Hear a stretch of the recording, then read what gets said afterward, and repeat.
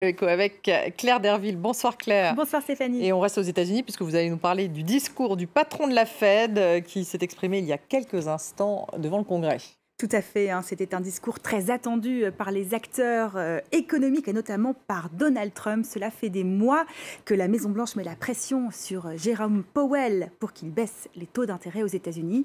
En clair, elle veut que la Fed, la Banque centrale américaine, rende le loyer de l'argent moins cher, c'est-à-dire l'emprunt plus facile, gage, selon elle, d'une croissance économique plus dynamique.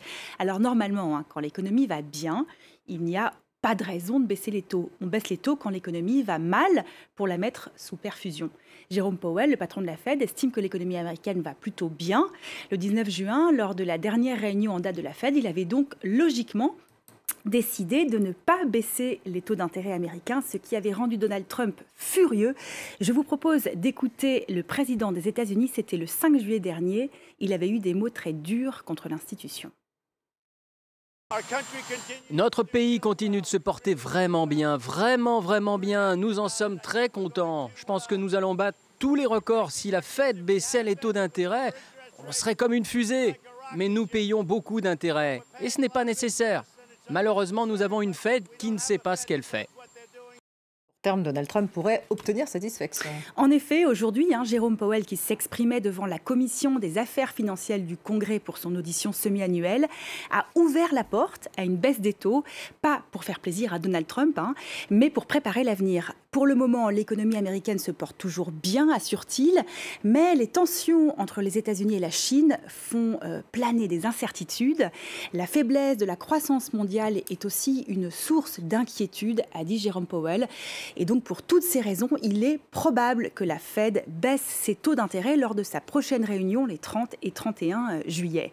Jérôme Powell ne l'a pas dit explicitement, mais il l'a laissé entendre. Alors, a priori, il ne baissera pas, les taux ne baisseront pas d'un demi-point comme le souhaiteraient les marchés et la Maison-Blanche, mais d'un quart de point.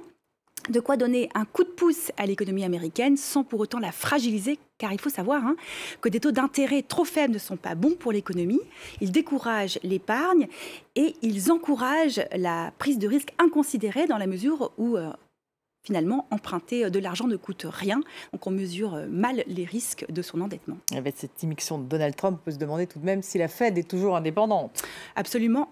C'est vrai que la question se pose. En théorie, la Banque centrale américaine est un organe indépendant. Elle n'est pas censée recevoir d'injonction de la part du président des États-Unis. Donald Trump a enfreint ce principe, mais Jérôme Powell n'entend pas se laisser faire. Aujourd'hui, devant le Congrès, il a été ferme. La loi me donne un mandat de 4 ans et j'entends le remplir, a-t-il dit. Je ne partirai pas, même si on me le demandait.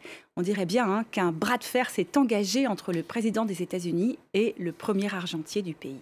Et les marchés américains ont plutôt bien réagi. Oui, comme on pouvait s'y attendre.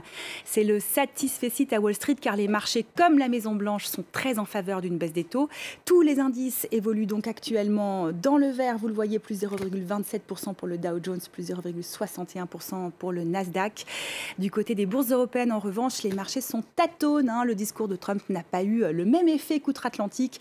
Tous les indices sont clôturés en légère baisse, un peu déprimés. Vous voyez, moins 0,51%, notamment en Allemagne pour le DAX. Les investisseurs européens s'inquiètent de voir l'euro s'affermir face au dollar, car en toute logique, à la suite des déclarations de Jérôme Powell, le billet vert a cédé du terrain. L'euro s'échange actuellement contre 1 dollar et 252 cents. Et vous nous emmenez en Allemagne où Angela Merkel soutiendrait en tout cas une candidature européenne à la tête du FMI. Vous le savez, le poste à la tête du FMI sera bientôt vacant avec le départ de Christine Lagarde à la Banque centrale européenne. Alors traditionnellement, la direction du FMI a toujours été confiée à des Européens et la présidence de la Banque mondiale à des Américains. Aujourd'hui, les pays émergents aimeraient avoir leur mot à dire, mais pour Angela Merkel, il n'y a pas de raison de changer la tradition. Écoutez.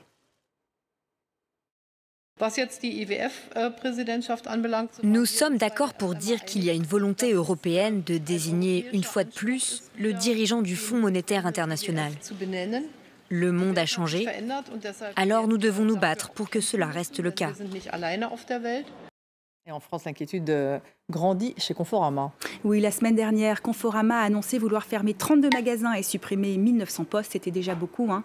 Mais le plan de restructuration pourrait être bien pire que prévu. Hier, à la surprise générale, le directeur de l'entreprise a été renvoyé et les syndicats craignent maintenant 2 fois plus de fermetures qu'annoncées. Le récit de nos confrères de France 2. Un directeur général écarté quelques jours seulement après l'annonce d'un plan social d'envergure chez Conforama. La manœuvre inquiète les syndicats. Selon eux, la direction pourrait maintenant choisir de durcir ce plan social.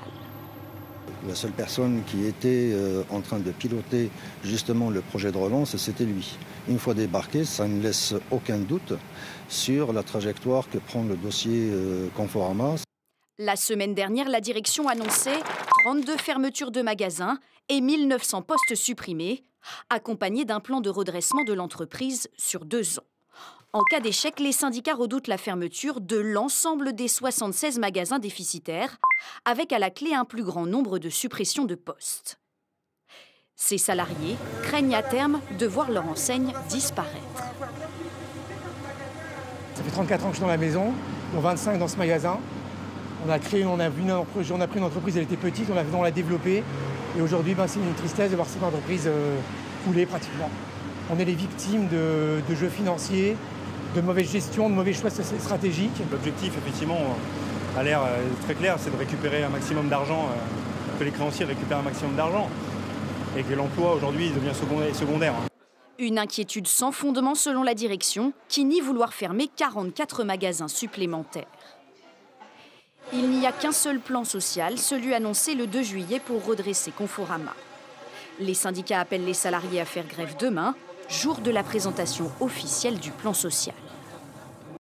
Et retour à New York où un nouveau service d'hélicoptère se met en place. Oui, Uber Air, c'est le nom de ce nouveau service lancé à New York.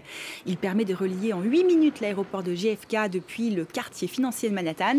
Au total, 8 à 10 trajets quotidiens seront disponibles. Ils seront proposés aux clients Platinum et Diamant de la plateforme pour une somme comprise entre 200 et 225 $. Voilà. Merci Claire, merci à vous de nous avoir suivis. Restez avec nous, on se retrouve dans un peu moins de 5 minutes.